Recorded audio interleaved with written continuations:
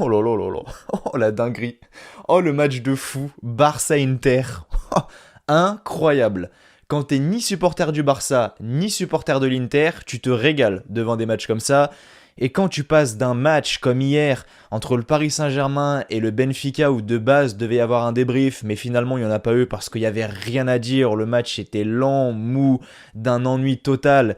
Et là, tu passes d'un match 3-3, des actions de part et d'autre, 25 tirs à 10, bref, c'était juste exceptionnel. Le Barça qui ouvre le score, l'Inter qui égalise, l'Inter qui double la mise, le Barça qui revient au score, 2 buts partout, l'Inter qui marque à la 89e minute, te dit ça y est, c'est bon, c'est terminé, ils sont éliminés. 2 minutes plus tard, t'as Lewandowski qui marque, 3-3, égalisation. Bref, c'était incroyable. C'était incroyable. Il s'est passé pas mal de choses et franchement, j'ai kiffé. Franchement, quel match de Ligue des Champions. Et là, voilà, c'est mercredi soir, ça sent la Champions League et on l'a vu avec ce match-là. Mais le suspense est à son comble. Ah, le groupe C, mon pote, c'est quelque chose. Parce que là, actuellement, on a Plzen qui est dernier avec 0 points. On a Barcelone qui est troisième avec 4 points. L'Inter qui est deuxième avec 7 points. Et le Bayern qui est du coup premier avec 12 points. Mais ça va quand même être assez compliqué pour le Barça parce qu'en fait, il faut qu'ils gagnent leurs 2 prochains matchs, dont le Bayern Munich. Et il faut que l'Inter, du coup, perde aussi leurs 2 prochains matchs. Parce que même s'ils en gagnent que 1, ça veut dire qu'ils auront 10 points.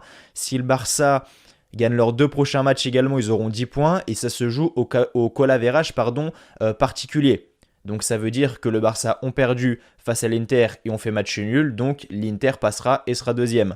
Donc en fait, il faut que l'Inter perdent leurs 2 prochains matchs ou alors qu'ils fassent un match nul et une défaite et que le Barça gagne leurs 2 prochains matchs en sachant qu'ils ont le Bayern Munich à jouer.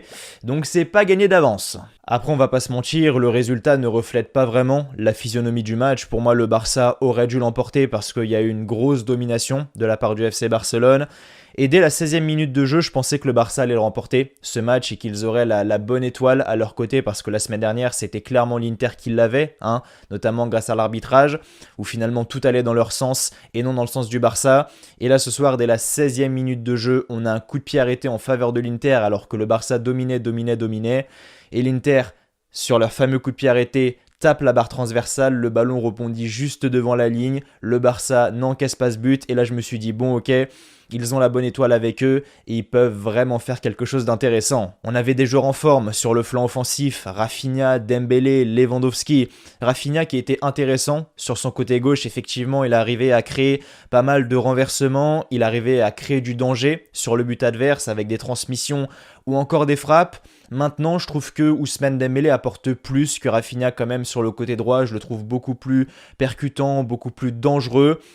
Et je pense que c'est un casse-tête en fait pour Xavi parce qu'on a Ousmane Dembélé qui peut jouer sur le côté gauche mais qui est beaucoup plus efficace que Rafinha sur le côté droit. Et Rafinha sur le côté gauche c'est un peu compliqué, il est vraiment plus côté droit Rafinha. Donc c'est un peu un casse-tête de la part de Xavi.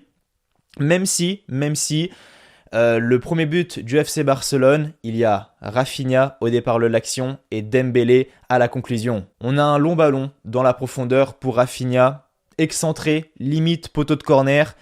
On a Di Marco qui arrive vers Rafinha, mais Di Marco il arrive tranquillement. Il attaque pas Rafinha, rien, pas agressif. Il va dessus mais vraiment à moitié, ce qui permet à Rafinha de prendre tout son temps, de lever la tête, de mettre un magnifique extérieur pied gauche pour Sergi Roberto dans la surface de réparation. Sergi Roberto qui lève la tête, il centre pour Ousmane Dembélé qui n'a plus qu'à la pousser au fond des filets.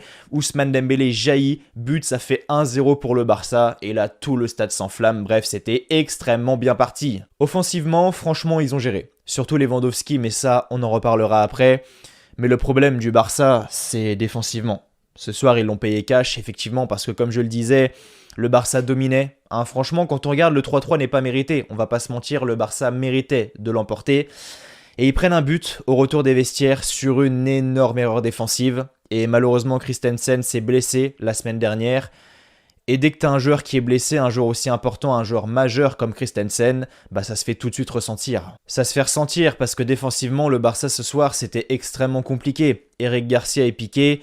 Je vais pas dire on fait un non-match, mais ont été mis en grande difficulté et bêtement en plus à l'image du premier but de l'Inter et de l'égalisation de l'Inter. Effectivement, au retour des vestiaires, l'Inter de Milan égalise. C'est Bastoni qui effectue une longue transversale dans la surface de réparation, un espèce de centre pour Nicolo Barella. Et on a Piqué. Franchement, le ballon était pas très loin de Piqué. En plus, Piqué, il est grand. Il peut faire un petit contrôle poitrine ou même mettre la tête. Je sais pas ce qu'il fait, Piqué. Il fait tranquille les gars, il laisse passer le ballon tranquillement derrière lui. Sauf que derrière lui, t'as Barella. Barella, il prend la balle, boum, il allume Ter Stegen. Franchement, sur ce coup-là, j'ai pas compris Piqué. Mais quelle erreur de Piqué!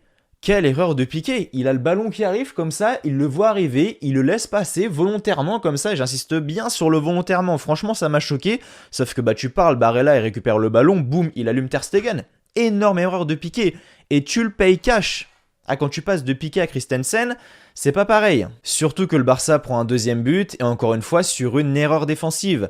Très mauvais placement, c'est très mal joué de la part d'Eric Garcia parce qu'on a Çalhanoğlu qui centre pour Lautaro Martinez. Le ballon arrive de là. Eric Garcia ne se soucie pas du tout du ballon. Il se met en opposition face à Lautaro Martinez, sauf qu'il n'a pas l'information d'où est le ballon. Lautaro Martinez lui fixe le ballon, il arrive à se l'emmener de la meilleure des manières, il élimine Eric Garcia. Eric Garcia est pris, Lautaro Martinez, tu parles, excellent buteur, il frappe, ça tape le poteau, ça retape le poteau et ça rentre, ça fait donc 2-1 pour le Barça. Et comme je le disais, c'est vraiment pas mérité au vu de la physionomie du match et le Barça se prend 2 buts à cause de 2 erreurs défensives et ils l'ont payé cash et franchement, ils peuvent s'en mordre les doigts. Après, comme je le disais, heureusement que les attaquants étaient là pour éponger les erreurs défensives, même si attention, tout n'était pas parfait sur le flanc offensif, mais c'était quand même très différent par rapport à la semaine dernière, à l'image de Lewandowski qui était beaucoup plus touché, beaucoup plus disponible, qui a fait pas mal d'appels tranchants, et c'est lui qui marque le deuxième but pour le FC Barcelone pour leur permettre d'égaliser. Effectivement, on a un centre d'Ansu Fati, si je dis pas de conneries, ou alors c'est Baldé, je sais plus qui centre, ça doit être l'un des deux. Lewandowski reprend ce ballon de la tête, c'est repoussé par De Vrij. Lewandowski qui reprend ce ballon et qui frappe, ça fait donc 2-2. Et là, Lewandowski a été beaucoup plus intéressant, même si il était marqué à la culotte ce soir, on va pas se mentir. Ah, vraiment, défensivement, il n'y avait qu'une mission, c'était défendre sur Lewandowski. C'était vraiment que ça. Même si on a eu peur quand même pour le FC Barcelone, parce que malgré cette égalisation du FC Barcelone, ce but de Lewandowski, l'Inter a repris l'avantage à la 89e minute de jeu. Effectivement, ça part d'une relance absolument magnifique de la part d'André Onana pour Lautaro Martinez. Lautaro Martinez qui reprend ce ballon. Il a un magnifique boulevard devant lui. Il centre pour Gosens qui arrive à battre et à tromper Ter Stegen. Ça fait 3-2 effectivement. Et là on se dit, ça y est, c'est terminé. Et je pensais qu'ils avaient achevé le Barça. Sincèrement, je pensais que le Barça avait perdu et c'était vraiment cruel pour eux. Mais Robert Lewandowski marque et à la 92e minute, quel match de fou effectivement. Lewandowski arrive à marquer ce troisième but, 3-3. Et voilà, le match se clôture là-dessus. Et bravo, franchement bravo pour le spectacle, bravo au Barça, bravo à l'Inter, même si le Barça peut avoir des regrets. Donc ouais, c'était un sacré match. Franchement, c'était un sacré match. J'ai pris beaucoup de plaisir à le regarder. Quand t'es ni supporter du Barça, ni supporter de l'Inter, franchement, tu te régales. Et même si t'es supporter du Barça et de l'Inter, en vrai, je pense que tu te régales en regardant des matchs comme ça. Même s'il doit y avoir le cœur qui palpite quand même, on va pas se mentir. Mais voilà, très très très beau match. J'ai pris beaucoup de plaisir. Merci à vous, les amis, d'avoir regardé ce débrief. C'était le débrief du match entre le FC Barcelone et l'Inter de Milan. Le match s'est clôturé sur le score de 3 buts partout. Si le débrief vous a plu, eh bien n'oubliez pas, avant de partir, de mettre un petit like, un petit pouce bleu. Voilà, ça me ferait vraiment extrêmement plaisir. N'oubliez pas également de vous abonner à la chaîne si vous avez aimé ce que vous avez vu. Nous, on se retrouve très prochainement pour de nouvelles vidéos. D'ici là, prenez soin de vous. Je vous souhaite comme toujours que du bonheur, que des bonnes choses. Portez-vous bien et merci à vous d'avoir regardé cette vidéo. Allez, ciao, bye bye.